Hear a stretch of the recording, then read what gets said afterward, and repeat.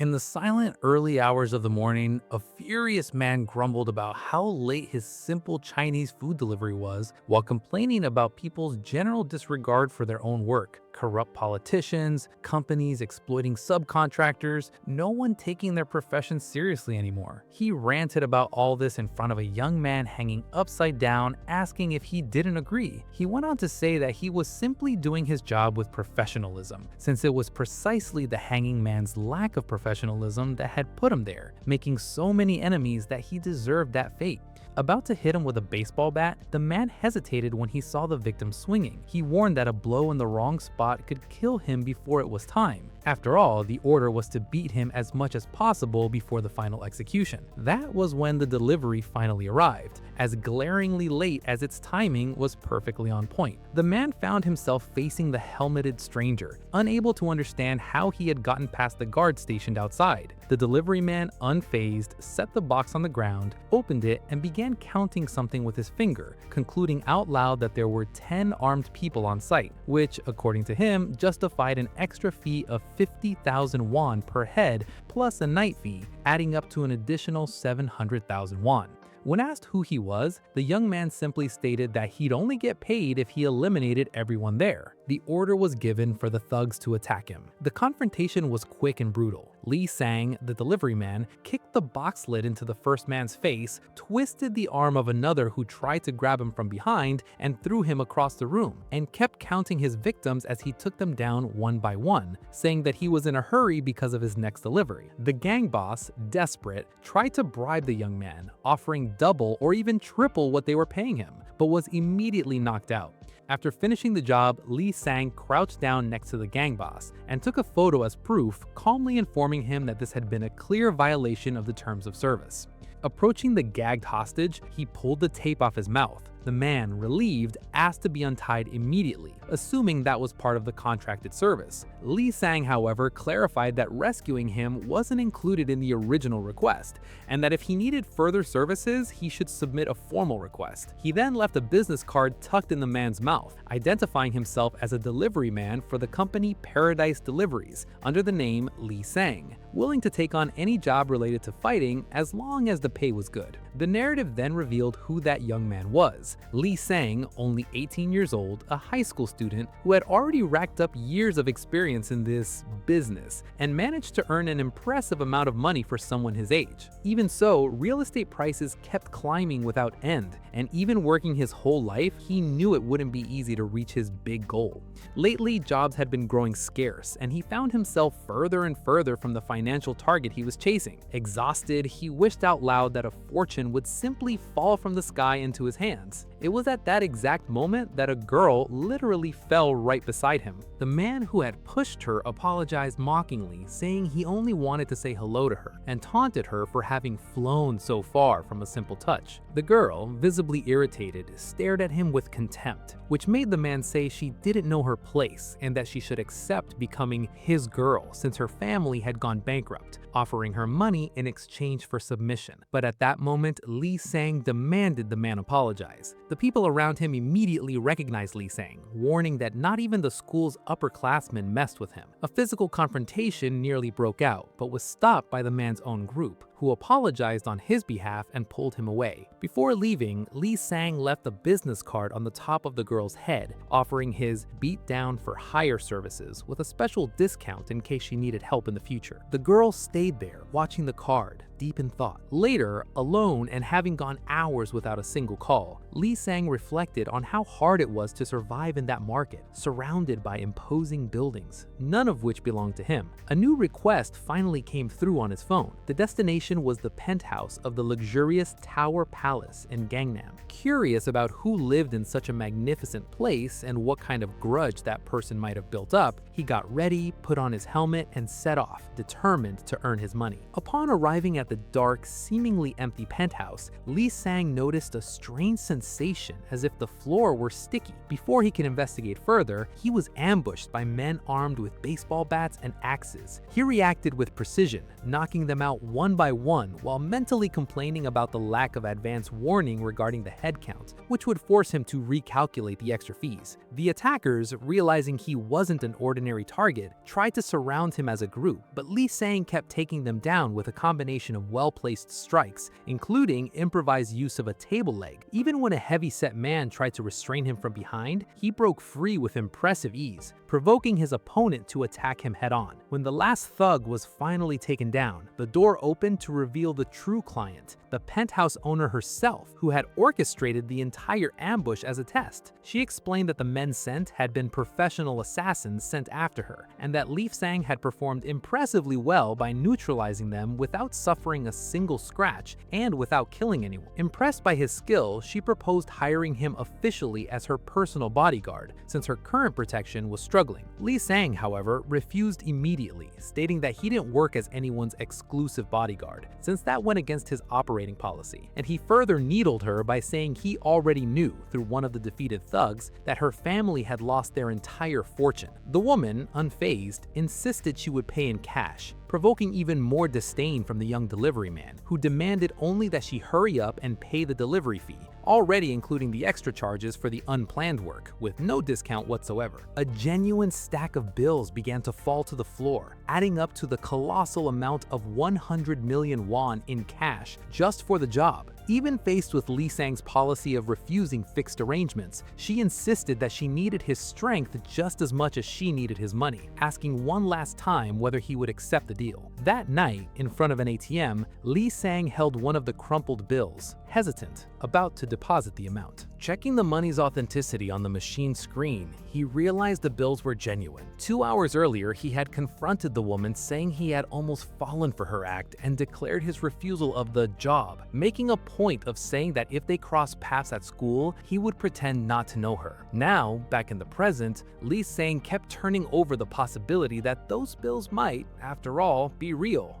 wondering whether he should go back and accept the offer. But his pride stopped him. Distracted, he checked the value of a cryptocurrency he had invested in days earlier. Noticing that its value was suddenly rising, he decided to invest even more, dreaming big enough to consider buying an apartment in Tower Palace itself. To his despair, however, the coin's value instantly crashed inside the ATM booth, and overtaken by fury at the sudden loss, he punched the machine's glass, destroying part of the structure. A police officer, upon realizing he was a minor, scolded him harshly, asking if he had tried to steal money from the machine and demanding information about his parents and his school. As a courtesy due to his age, Lee Sang was released on the condition that he pay the full compensation within a week, an alarming amount of 9,730,000 won. Devastated by his own situation, he began reconsidering his earlier attitude, reflecting on the offer he had turned down the day before, wondering at last whether there might still be a chance to reconsider that deal. The next day at school, he asked Seon to forgive him and make that deal again. Seon just stared at him, and the man from before was puzzled by what that idiot was saying. He declared that this was the perfect moment, since he had already planned to track him down and teach him a lesson that very day. He recalled that last time he let it go out of pity for the losers who were afraid of him, but this time the thugs were different, hand-picked among elite fighters, ready to finish what they hadn't been able to complete the day before. Lee Sang simply pushed him by the head and asked if she really meant to coldly say that he couldn't make the deal again. A man cursing at him tried to attack him from behind, but was knocked out, and Lee Sang cited an old proverb about testing even a stone bridge before crossing it. After all, it was a huge sum of money, and caution was necessary before any hasty decision. He did this while taking down every man who tried to attack him, and then proposed a negotiation.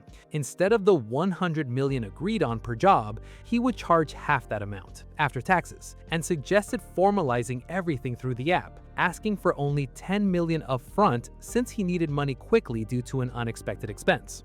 After crossing through the crowd without any difficulty, he held out his hand, asking for the contract to sign. Seon turned her face away without answering. Confused, Lee Sang insisted, reminding her that she had agreed to accept the job and that she herself had said she needed his strength. She shot back, saying he had been addressing her too casually for someone asking a favor, demanding that he rephrase his request more politely. Lee Sang asked why she was fussing over formalities when they were the same age, and Seon simply ignored him, turning to one of the thugs still lying on the ground, identifying his school, and stating that he deserved an even harsher punishment than the others, as she pulled something out of her backpack. The scene shifts to a golf course where some men were praising their boss's precise swing. Satisfied, the boss asked if he looked cool in the eyes of the thugs around him, receiving positive reinforcement. Impatient, he complained that all those subordinates were useless, true parasites, not worth the salary they were paid. This man was known as Choi Ah-young. His phone rang, revealing it was his son, calling desperately. The young man, crying, told him that the wretched girl named Seon from the Seong family had sent thugs to beat him up and shave part of his head with hair clippers, and that the humiliating photo was already circulating on social media, ruining his reputation at school. The father, furious, reassured his son, promising to handle everything personally. After hanging up, he ordered his men to take responsibility for having shaved his heir's head, cursing them for not even being able to handle a single girl despite the good pay they received, reinforcing that street thugs simply couldn't be trusted. In the middle of the scolding, a flying golf ball hit one of the men square in the face while he was buried up to his neck, and a young man commented, satisfied, that the boss should keep beating people up like he always had, since it was easier and more fun than golf itself. That man was Bae Min-jun, a delivery man. The boss confirmed that it was exactly for that skill he'd been called, then asked him to handle everything discreetly, promising a generous bonus, the shine of the money reflecting on his face. Min-jun laughed, asking who still placed orders in such an old-fashioned way, and mentioned that delivery men like him got their jobs through the Paradise Deliveries app. Surprised the thugs didn't even know about it, mocking their difficulty in dealing with a single girl. Irritated by the mockery, one of the thugs threatened him, but ended up easily knocked to the ground, and Min-jun mocked them further for being so pathetic. The boss told Min-jun that there was a rumor going around that the girl had hired an exclusive delivery man, making his eyes widen with interest. He declared he would handle the matter in his own way, and accepted the job through the app. Back with Yi-song, the girl said they would settle on 50 million won on the condition that all fees be paid through the system, the contract lasting until the service was completed, prohibiting any other job during that period, and requiring full availability, no matter the situation. Seon asked if he could swear to always be by her side, to which he replied, bothered by how embarrassing the phrase sounded, that yes, he swore. The app notification confirmed it. He was now officially her hired exclusive delivery man. Relieved to have finally settled the matter of the previous deal, he was already worrying about the month's rent and food expenses, even considering asking for a reduction in the agreed amount, though he found the idea embarrassing. When he asked when she planned to place her next order, suggesting it didn't even need to be anything expensive, even a lunch delivery would do, Seon simply walked on, ignoring the path to school. Confused, Yi-song asked where she was going, and she answered flatly that she was going to work, dodging his teasing about skipping class by stating she needed to keep her perfect attendance award. We see the two of them on the motorcycle. At Tango High School, three visibly terrified girls stood in front of a young man. Curious about the reason for their fear, the young man asked what his companion had said to scare them so much, and his companion insisted he'd been extremely polite, without forcing anything. After all, they had come in on their own. Faced with everyone's hesitation, he warned, with fake courtesy, that he would repeat the question only one more time before resorting to force. Suddenly, Lee Sung showed up, saying, "Delivery," while simultaneously identifying the young man, Sung Jung-soo,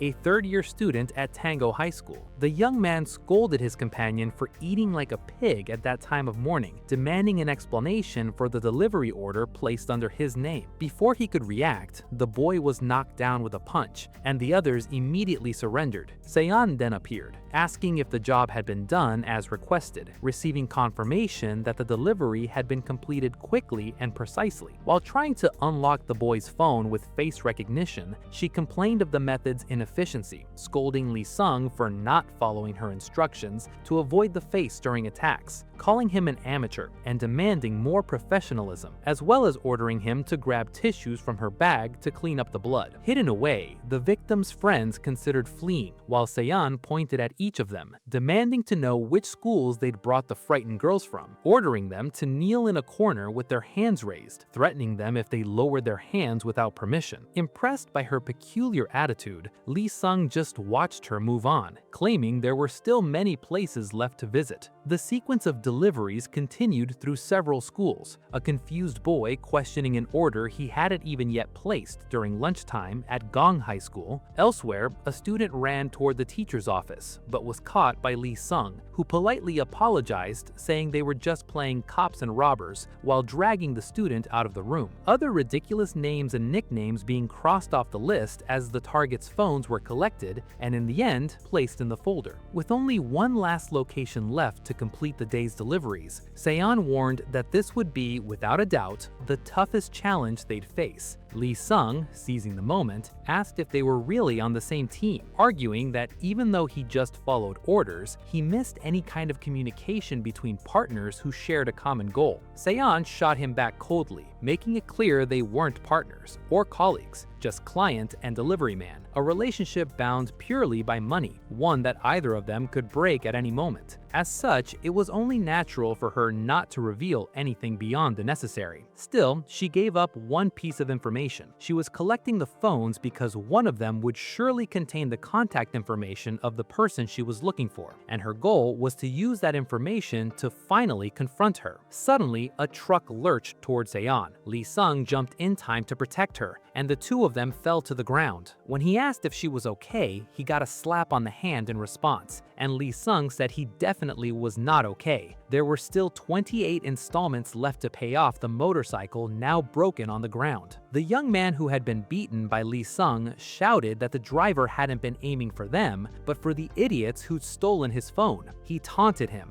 asking how someone who called himself a delivery man capable of anything couldn't even manage something so simple. Embarrassed, the delivery man apologized, claiming he lacked practice with that type of job, and asked him to wait inside the truck while he finished the task. He then went to open the back of the vehicle. Seon stared at the broken phone, alarmed to recognize it belonged to Godu Express, warning Lee Sang that it wasn't an ordinary company and that he should approach with extreme caution. Lee Sang, standing in front of the truck, complained about his damaged bike, demanding compensation, but the old man completely ignored him while searching for something until he finally found a huge box, and Lee Sang kept complaining about how his customized motorcycle was the only one of its kind in the world, bought for work, and that he would also demand compensation for emotional damages. From inside a box, the old man pulled out a weapon, remarking that it had been a while since he last needed to use it, admitting he was out of practice handling it, but stating that Lee Sang was only still alive out of pure luck, having missed his target. He warned that if Lee Sang kept acting so recklessly, he wouldn't survive long in this line of work, and that he should have dodged instead of trying to block the attack.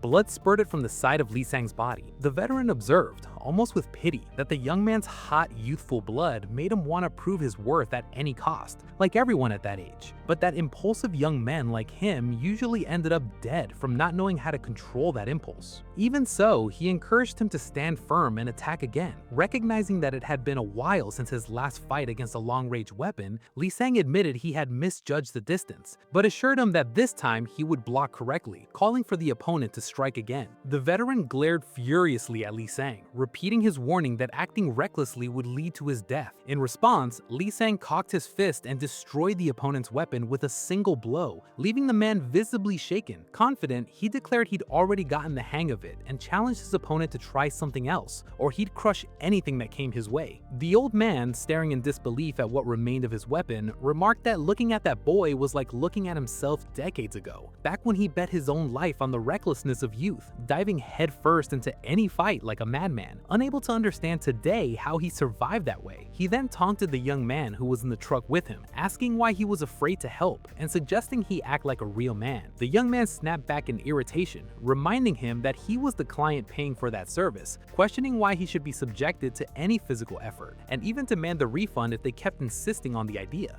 The veteran asked if he had ever worked a part-time job in his life, to which he replied that he hadn't, admitting he'd grown grown up in a sheltered environment, a comment that drew mocking laughter by the old man about how overprotective modern parents were. Xian, irritated by the distraction, shouted, reminding Lee Sang that he was working and should act with professionalism, without letting his pride get the better of him during the job. Lee Sang, offended at being given fighting advice, said he didn't need advice in his own field of work, and a surprise attack came out of nowhere, but he defended himself just fine. The fight continued intensely. A spiked ball was hurled at Lee Sang, who blocked it without difficulty, impressing his opponent, who complained about the young man's absurd fist durability. A series of surprise weapons began being thrown from inside boxes: axes, blades, a log studded with nails, knives, shurikens, and finally a 500-kilogram hammer, all destroyed with ease by Lee Sang, who kept defending himself with nothing but his own fists, leaving the veteran speechless. Lee Sang then declared he would consider that as payment for his damaged helmet, though he still demanded repairs for his destroyed motorcycle. The old man then thought to himself that in this line of work, whoever acted recklessly was always the first to die. At that moment, a new man approached, putting on his cap and asking the others to get out of the way, assuring them he would handle everything himself. It was Kim Il-hoon, 22 years old. 30 years ago. One of his companions tried to stop him, warning that this opponent was dangerous, claiming he was a trusted enforcer for a major corporation, someone who had actually fought in real wars. Despite the warnings, the young man went ahead, stating that recklessness was reserved for the talentless, and that this didn't apply to him. In a flashback, the tragic outcome of that confrontation was revealed. The young delivery man kneeling, defeated, while the enemy held a head in his hands, calmly agreeing with the statement that recklessness was a trait of those without skill. The victor remarked, with disdain, that he was tired of hearing his own veterans repeat the same warning, pointing out with irony that everyone who had warned him was already dead, some killed by his own hands. He confessed that he had spared the young man's life only because he felt pleasure in finally finding someone capable of arguing with him after so long, inviting him to keep on living recklessly, as proof that the old-timers were wrong.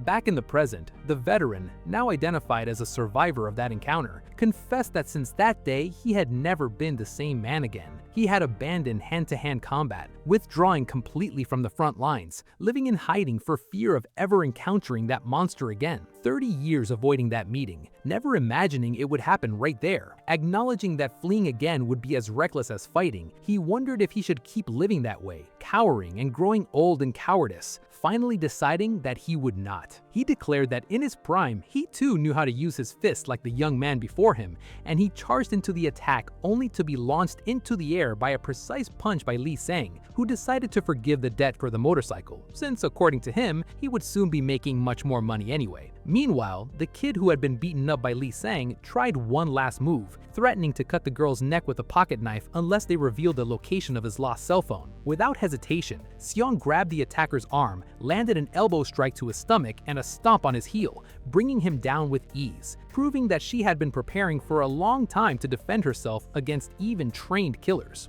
Impressed by her precise movements, Lee Sang asked where she had learned that, and Seon, ignoring the compliment, walked over to the destroyed cell phone scattered on the floor. He explained that unexpected incidents like that were common in the delivery business, and that no one could have predicted the rival delivery man's invasion, making it clear that it was nobody's fault, while reinforcing, however, that his job was to fight, not to look after belongings, and demanding that the payment be settled correctly. Seon, noticing a wound on his glove, touched his hand with concern, asking if he was alright, leaving him visibly flustered. She asked what his handle's made of, questioning what would happen to future deliveries if he got seriously injured. She retorted seriously, reminding him that even though fighting was his domain, she was the one giving the orders there, and that this would be the last warning. If he acted recklessly again, she would break the contract without hesitation. The veteran, overhearing the scene, laughed at the youth of the two, defending the boy against the girl's reprimand, praising his strength and stating his gratitude for having rekindled, if late,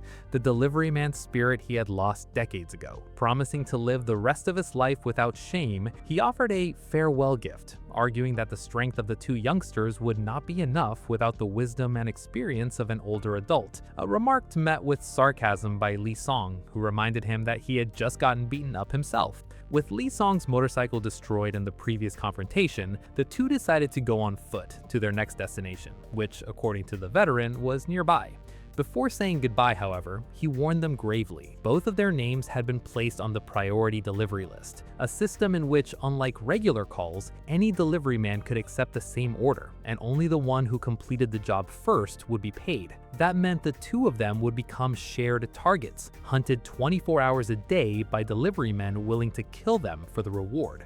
Far from being shaken, Lee Song received the news with enthusiasm, excited at the prospect of fighting without having to look for opponents and still making money from it, sincerely thanking the management for the opportunity. The veteran, beaming, declared him his idol and even proposed a partnership to work together. Seon offers a collar as a symbol of submission if the old man accepted being her subordinate, something Lee Song found extremely bizarre. With no alternatives, since all the collected cell phones were destroyed and time was short because of the priority on the delivery list, the group decided to use the captured kid as a source of information, promising to extract everything he knew from him. At dusk, acknowledging that this would be the final and most dangerous destination of the day, Seon revealed that the place was in fact her own school, something she could have indicated from the start but chose to save for last, avoiding a scandal among the other students, which earned her another jab from Lee Song about her reputation at other institutions. As they approached the student council room on the 5th floor, normally covered by dark curtains, they noticed that minutes earlier, the lights had been on and the windows completely open. The strong smell of blood in the air suggested that a big fight had already taken place there, raising the possibility that someone had prevented the delivery before they even arrived, or that they were in fact the true target of that ambush. As soon as they went up, they were met with the grim news. All of the student council members had been dead for some time. The mysterious invader explained with disdain that he had gotten bored waiting and so had gone out hunting the other students in the school, eliminating everyone he found along the way. After all, according to him, such a senseless institution that didn't even carry out individual activities didn't deserve to survive.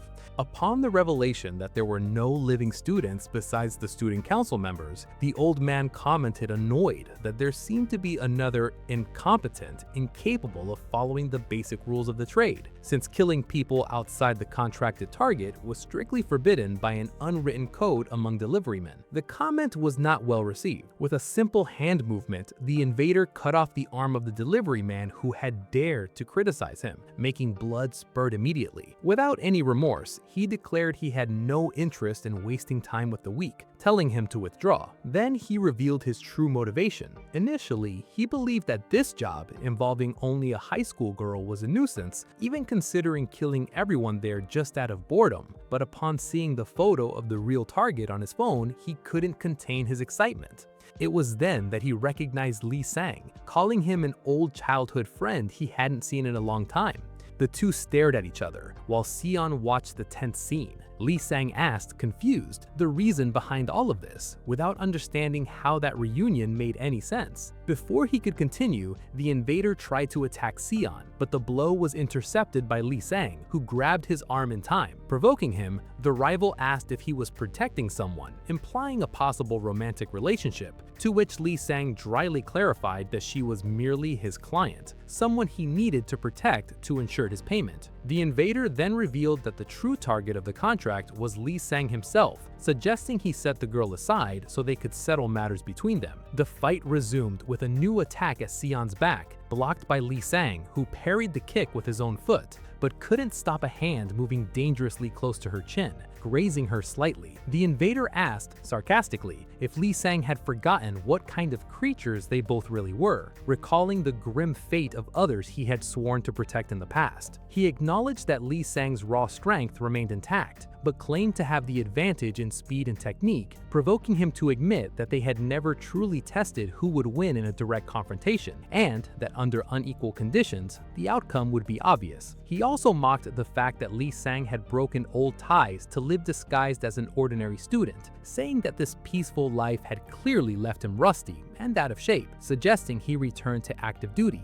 It was at this moment that Seon, looking at her own blood on her hand, suddenly lunged forward and hugged the rival delivery man, surprising both him and Lee Sang. Confused, the invader asked if that was some kind of seductive trap, mocking whether he had really fallen for such a basic trick. Taking advantage of the distraction, Sion smeared blood over the lenses of the guy's glasses, momentarily blinding him, allowing Lee Sang to seize the opening and hit him hard. Impressed, Lee Sang asked what kind of strategic judgment that was, and Sion shot back, ironically, that the move worked precisely because it was unexpected, making it clear that there was no romance between them and that she was definitely not dead weight in a fight. With his arm bleeding from the wound, the fallen old man received instructions from Lee Song to press his own wrist in hopes of realigning the bone later. Before the scene could resolve, Senyan was already walking away, determined to look for any cell phone that might still be intact among the wreckage. Lee Song warned that it was already too late for that. The invader, despite his impulsive appearance, was known for being extremely meticulous and had certainly already destroyed any cell phone related to the order itself, strategically covering his tracks. Curious, Senyan asked if the invader was really friends with Lee Song, receiving the irritated denial that they were definitely not friends, just acquaintances from an old job, a time when the guy was always picking fights and kept pursuing him relentlessly, which is why Lee Song had cut ties with him long ago. A comment that made the invader complain, still recovering from the blows he had taken. The wounded delivery man then warned that Senyan was too dangerous to be underestimated, revealing that she was the daughter of Song Jung-soo, a name Lee Song was completely unfamiliar with, drawing mocking laughter from the rival who suggested he look up Seong-su-dong area and asked for Jung-jung, suggesting that there he would find out information about his own father's death. Before he could keep provoking, he was hit by a purse swing from Senyan, furious at hearing him mention her father that way, demanding that he reveal everything he knew before he was truly killed. Laughing, he refused to speak, sarcastically suggesting she ask everything to her boyfriend. Lee Song grabbed her purse, asking her to stop.